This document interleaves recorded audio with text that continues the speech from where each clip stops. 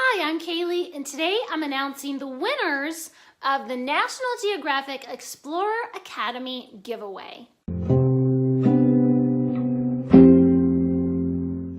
case you didn't know, Books for MKs is a charity that donates books to missionary kids.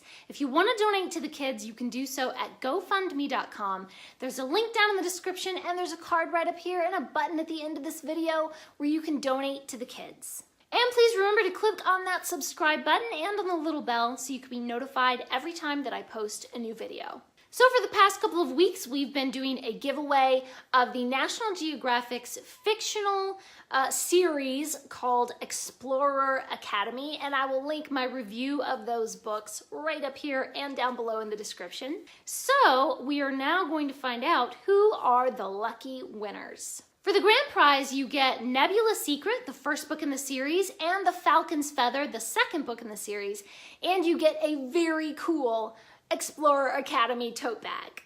And the grand prize winner is, and I will put their name right up here. Congratulations, grand prize winner. You have won some very cool stuff. And for the second prize, the winner will receive just the first book of the series, The Nebula Secret. And the first prize winner is, congratulations, first prize winner. You will receive the first book in the very cool Explorer Academy series. And the third prize winner also receives the first book in the series, The Nebula Secret. And the third prize winner is, and I'll make sure that I put all of the winners down in the description as well so that those winners can see I won.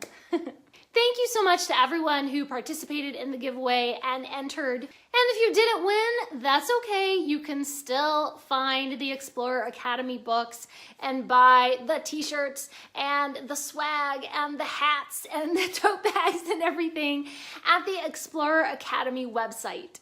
Thank you again to everyone who participated, and congratulations to the winners. Thanks for watching. Please subscribe, and remember, the right book in the right hands at the right time can change the world.